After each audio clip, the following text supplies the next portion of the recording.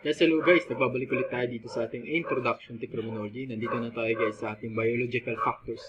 Ano ba ang mga dahilan o ano ba yung biological factors na nakaka-apekto sa paggawa ng crime na tinatawag natin? Okay, proceed.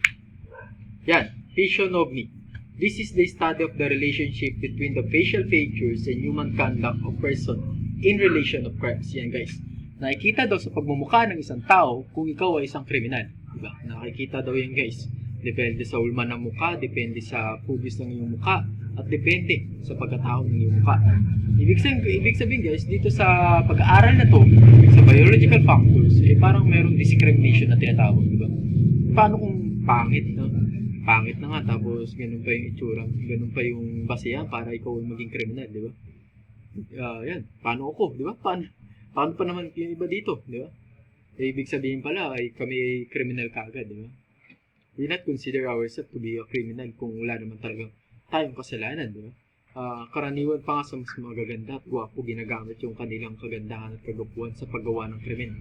Di ba? Make it sure to yourself, paano pa yung mga alanganin dito sa criminology guys, di ba? Hindi man lahat ng crime ay pogi talaga. Pag ikaw ay criminology tapos biniyan ka pa ng kapugian, ay nako, napakaswerte mo, no? Pag pumasok sa law enforcement, talagang abulin ka, di ba? Kasi yan ang basihan niya yung pagdating sa paghatak talaga guys. Gwapo ka na tapos ikaw ay isang criminology student and napasok ka sa crime society and also you graduated and you become a board passer. Take advantage na yan. Advantage mo na yan as a criminology student, di ba? Paano naman yung pag-alanganin, di ba? Mga alanganin ng mga classmates nyo. Basihan ba ang pagbumukha para masabing ikaw isang criminal? No. Dito sa ating guys, sa ating kung sino pa yung gwapo, sino pa maganda, ginagamit nila yun upang gumawa ng crime. Yun, sa kasalukuyang panahon. Siguro yung dating panahon, ganyan. Kaya maswerte tayo, nabuhay tayo sa ganitong. Maswerte pala ako, nabuhay ako dito sa ganitong panahon. Paano pa kayong iba dito mga classmates, di ba? Mga alanganan ba? Mga discrimination dyan. Phrenology and criminology. Phrenology guys, is study which involve the measurement of bumps of the skull to predict mental traits. Bump of the skull, tinitingnan yung mga ulo nyo guys. Tinitingnan yung hubis ng ulo nyo. Criminology, the study of the shape and size of the skull of different human races. Tinitingnan yung gaano kalaki, kung gaano kaliit ang ulo nyo. Diba? Tinitingnan dito kung ikaw isang criminal. Study of physical defects and handicap in relations to crime. Leadership of notorious criminal groups are usually nicknamed in accordance with their physical defects and handicaps such as Fanny Words, Dorong Pilay, Ashon Bingot, Densyong Unano, Roger Comang. Guys. Kaya yung mga gumagawa ng krimen, karaniwan, pang code name yan. Ginagamitan nila ng code name para mas madali nila makilala. Lalo na yung mga merong mga defect sa katawan. Diba? Lalo na kung putol, diba? Putol ang kamay mo.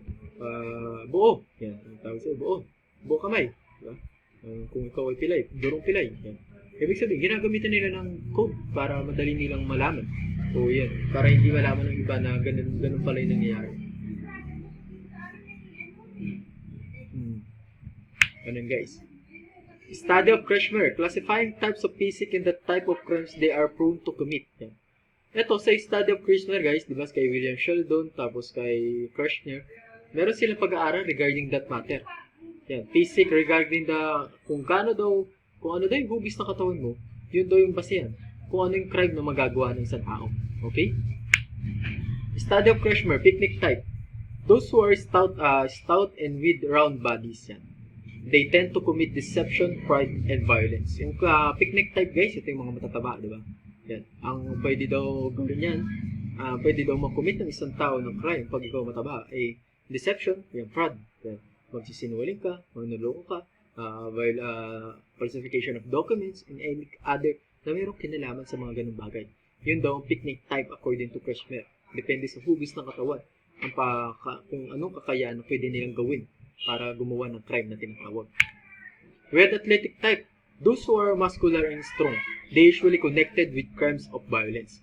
Yung mga malalaking katawan guys, yung mga muskulado, yung talagang tumatakbo, mga atleta talaga, ang kaya nilang gawin guys ay mga violent crimes, diba? In terms of robbery, extortion, o other violent crime that committed of individual, we consider as athletic type.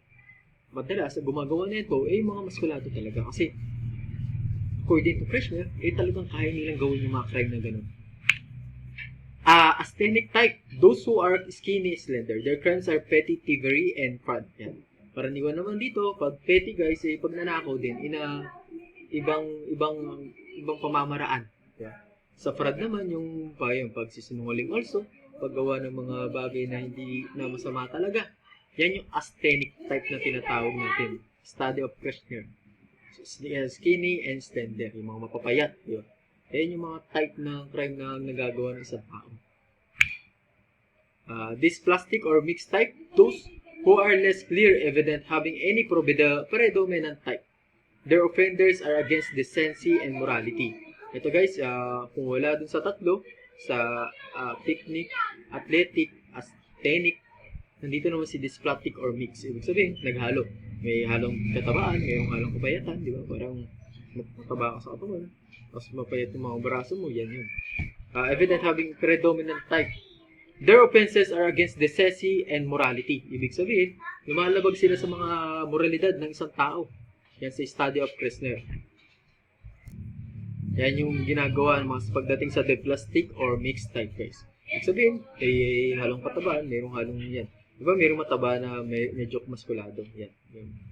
Pwede silang pumasok dito sa dysplastic or mixed type. Yan, according to naman kay study of William Sheldon, yung study ni Krishna at ni William Sheldon guys, almost the same. Magkaiba lang ang tawag talaga. Classifying types of physic and criminal temperaments. Ito naman yung mga tawag niya. Kapag mapayat kay Sheldon, ang tawag niya ectomorph. Kapag mataba, endomorph. Kapag maskulado, mesomorph. Tandaan nyo guys, yung mga yan kasi pag tinanong natin sa examination, or tinanong ko sa mga physics examination, differentiate between the ectomorph, the endomorph, mesomorph, dapat alam nyo. Tapos pag kinumpara nyo kay pag-aaral ni Krishna, dapat alam nyo rin. Study of heredity as the causes of the crime. The common expression like it is in the blood and like the father like son are usually heard and said whenever there are several members in the family are criminals. Yan guys. Diba? Sabi nga, like father, like son, like mother, like daughter. Diba? May mga naririnig tayo ng ganun. Kung ama ay kriminal, ang anak ay magiging kriminal. Kung ina ay kriminal, ang anak ay magiging kriminal. Mayroong mga ganung bagay na naririnig tayo. Kung ano ang bunga, yun din ang puno. Ay kung ano yung puno, yun din ang bunga. Diba? Dito, yes guys, namamana yung kaugalian ng isang tao. Pagdating sa genes, diba? Namamana yun guys. Meron talaga mga factors na namamana. Meron kayong mga pinagmanasin yung mga magulang na hindi nyo napansin na meron pala kayo, diba? Pero meron talaga yun guys. Makikita at makikita nyo sa sarili nyo yan kung ano ba itong mga bagay na to. The study of Kalikak family, Goddard. Martin Kalikak was a soldier of the American Revolutionary War, and while stationed in a small village, he met and had illicit relation with a feeble-minded girl. Dito sa Kalikak family guys, ito yung simula, ayan, talagang may parang family members sila. From the ascendant, puro criminal. Yan yung study of Kalikak family. Goddard. Goddard yan guys. Soldier American yan. Ito guys, yan. Martin Kalan, simula sa pinakpuno hanggang sa naging bunga niya ay puro talaga masasama. Yan yung dati sa pag-aaral. Nagkaroon doon ng ganung pag-aaral guys. Na kung hanggang sa simula sa lahi nila talagang masasama. May iba't ibang silang uri kung paano sila gumawa ng kasamaan. Yan yung Martin Kalikak or the Kalikak family, Goddard. Study of Kalikak family. About 489 descendants. Ibig sabihin descendants pababa guys. Kapag ascendants pataas. From this lineage where trace were include 143 feeble-minded and only 46 normal. Ibig sabihin guys, 143 yung feeble-minded. Ibig sabihin pag feeble-minded ay bata mag-isip. Hindi sapat ang kanilang hindi buo ang kanilang kaisipan upang maintindihan ang mga bagay-bagay. 36 were intelligent, 3 were epileptics, 3 criminals, 8 kept brothels, and 82 died during infancy. During sa yung habang sila pinagbubuntis ay namatay daw yung 82 na yan. Plus 36 intelligent, kahit paano may talino. Diba? 3 were epileptics. Ibig sabihin, itong study of Kalikak family, sila yung nagpapatunay na meron talaga. Na simula, meron talagang kriminal. Nagsimula sa buong sa puno hanggang sa pababa. Diba? Merong kriminal. Yun, namana at namana. At the close of the war, he returned to his home and married a woman from a good family. Out of his marriage, 4,967 of the descendants has been traced, and all except one were normal mentally. Only 2 were known alcoholic, 1 convicted of religious offense, 15 died in infancy, and no one become criminal or epileptic.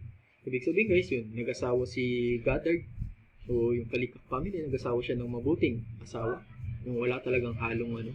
Yan, simula sa ano, naging kahit pa paano naging normal. Ibig sabihin ganito pala guys, kapag dito sa pag-aaral nila, kung nag-asawa ng masama ang isang tao, at masama rin siya, ang magiging bunga ay puro masasama rin. Pero dito, according dito, yung nag-asawa naman siya ng mabuti, eh kahit pa paano naging mabuti, di ba? Ang resulta. Study of Juk family tree, Dugdale and Estaburo. The Juk family consisted of 6 girls, some of which were illegitimate. One of the 6 sisters, Ada Juk, was known as Margaret, the mother of criminals. Yan, si Juk daw, Juk family guys, yung Margaret na tinatawag natin, siya daw yung pinaka-mother ng mga criminal guys. Sa sobrang sama kasi siguro ng mga nagawa niya. Kaya they considered this, people considered her as a mother of criminal, di ba? Kasi siya yung mga ama ng mga masasamang bunga, di ba? Study of Juk family tree. Dugdale is traced the 1,200 descendants for 75 years. From its origin, found 280 as paupers, 140 criminal, 60 habitual thieves, grabe guys, 300 infants permanently mature, 7 murderers, 50 prostitutes, 440 contaminated with sexual disease, and 30 were prosecuted for bastardized. Grabe guys. So, yung si Margaret, talagang upon descendants sa kanyang mga bunga, talagang ganito ang naging bunga. According to Juk family, and according to the research that I have, na kung ano yung bunga, ay kung ano yung puno, yun din talagang bunga. Diba? Makikita natin. Study of Sir Jonathan Edwards family tree. Sir Jonathan Edwards was a famous preacher during colonial period. When his family tree was traced, none of the descendants was found to be criminal. Ito naman, kung may masama, may mabuti. Si preacher, ibig sabihin guys, tagapagpatid ng mabuting balita. Diba? It's either ito yung biblical o other part. On the other hand, many become president of United States, governors, and members of Supreme Court. Famous writers, preachers, and teachers. Ito si Sir Jonathan Edwards family. Kung si Juk family, kabaliktaran. Puro masasama ang bunga. Dito ko Sir Jonathan Edwards family, since siya ay preacher, tagapagpatid ng mga mabuting balita ng Panginoon o kahit anuman, ang naging bunga ay napakaganda. Diba? Opposite to ni Juk family. Si Juk family ang bunga ay puro masasama. Si Jonathan Edwards family tree, puro mabubuting bunga. Diba? Kaya nagsimula sa puno. Depende daw sa puno kung ano yung lahi. Depende rin magiging bunga. Ayon sa pag-aaral. And I don't know, they have a scientific evidence na totoo talaga to. Pero may pag-aaral na yung ganap, di ba? Psychoanalytic and psychiatric factors. Psychoanalytic is defined as the analysis of human mind. Yeah. Psychiatry is defined as the study of human mind. Kapag psychoanalytic, pinag-aaralan o inaalisa kung ano yung iniisip ng isang tao. Kapag psychiatry guys, yung pinaka-utak talaga ng tao ang pinag-aaralan. Diba? Okay ba yun guys ha? Define, analysis. Dito, study, pinag-aaral mo yung human mind. Various studies of human behavior and mind in relation to the causes of the crime. Ano ba itong mga pinag-aaralan guys? August H. Hort, in his book Wayward Youth in 1925, argued that the causes of crime and delinquency are the faulty development of the child during the first few years of his life. Ibig sabihin, August H. Hort guys, kung hindi maganda ang pagpapalaki mo sa anak mo, pagdating in the future, talagang magde-develop to ng delinquency or crime na tinatawag. So, dapat, di ba, meron nga tayong kasabihan, kung anong nakikita ng bata sa matanda, tama sa paningin ng bata. Kaya guys, kapag meron kayong nakitang bata, make sure na maging mabuti kayong example, hindi yung, tangina mo rin yan, tangina yan. Huwag ganon. Dapat literature to become a good example.